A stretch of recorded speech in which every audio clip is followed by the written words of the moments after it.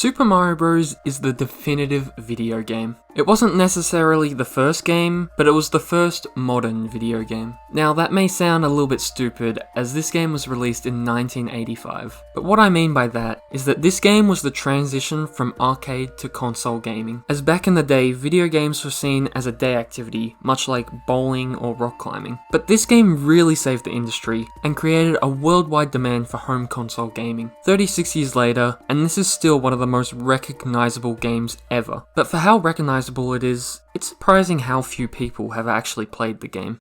So if you haven't played the game already, I would highly recommend it, as there's going to be major spoilers in this video. Like, the entire game will be spoiled. That's essentially what this video is about, going over the entire game, discussing how it feels to play Super Mario Bros.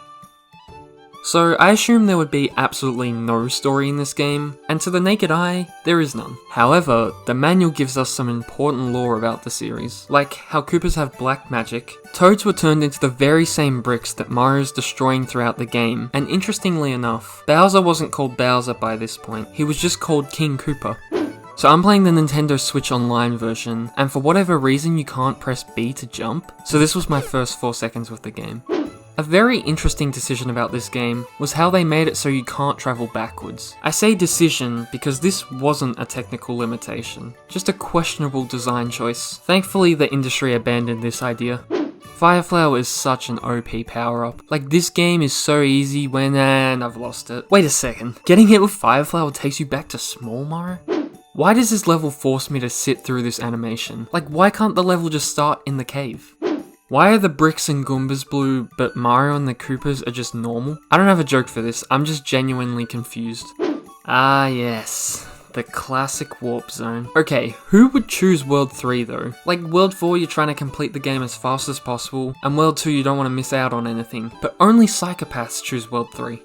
I swear, this block is perfectly placed to cuck you. So this game was pretty much the transition from arcade to campaign games, so I guess it kinda makes sense why there's a score. Why the fuck do they keep this feature for every game in the series? Never have I once finished a level and been like, yeah, that was pretty fun, but most importantly, what's my score gonna be? As classic as this boss fight is, it's pretty pathetic. Most times you literally just hold forward on the controller. I didn't come here for the princess, I came here for you, Toad. Make love with me, Toad. And there goes a Toad's life. So you can't do a high bounce off enemies, but you can do a high bounce off springs? I mean, I'm no game developer, but why? So this is where water levels come from. Huh. Oh! Why were water levels ever invented? Wait, I've just had an epiphany. I can rewind time. I've had like 5 game overs and I'm only now just realizing this. Sorry, not sorry, but I'm gonna abuse the absolute shit out of this. Oh god, it's the level I feared the most. The fish level. I swear getting 100 coins in total is even harder than getting 100 coins in Rainbow Ride. Oh, I see how it is, Toad. Fuck you too. This is such a cool idea for a castle. I knew this existed in the DS version, but I never knew it originated from this game. As cool as this level is, what the hell is with the level layout? It looks like a little Timmy level. The idea of increasing boss difficulty is laughable. They just put a fire bar in front of the boss and go, he's harder now, trust us, we're game designers.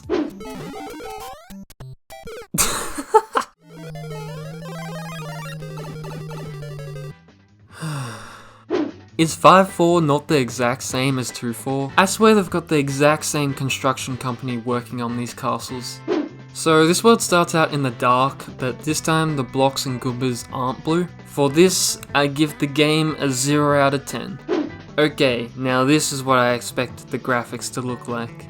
So the fundamentals for game design in Miyamoto's eyes is to introduce a mechanic in a safe space, then continuously ramp it up in difficulty. So why the hell are there these random platforms at the end of the level above a pit of death that have not been introduced at all? This castle was the easiest of them all. Did they forget to order the castles in terms of difficulty and they were just like, put it in any order. They're pretty much all the same anyways. So putting in a water level was bad enough, but now they've got a whole level devoted to bloopers. That's too much, man! Hold on, I'm playing some insane mind games with this blooper right now. Suck on that, you piece of sh**. I am one with the fishies now. This level takes the concept of 4-4, then injects it with meth. Cause this level is absolutely crazy. I beat it, and I still have no idea how I beat it. Why is there just a random box here? He knew! Look, that Koopa Trooper knew! Look at that cheeky grin. Not gonna lie, by World 8, everything's just a clusterfuck of previous enemies and ideas. If the Lost levels is this game but harder, I never want to do the Lost levels. 50 likes and I'll do the Lost levels. So for the final castle, it's not particularly hard, but rather just confusing as fuck. I literally ran out of time because I couldn't figure out what to do. I've seen speedruns of this game, and they breeze through this level. For me, it took 6 minutes to get to the water section. Damn, okay. For a final boss, they kinda spruced it up. Just kidding. I literally just played the World 2 boss because there's no difference between these bosses. I think my princess might still be in a different castle, because that is definitely not Peach. We present you with a new quest. Ooh, some post-game content. Fuck this game, I didn't want to play more anyways.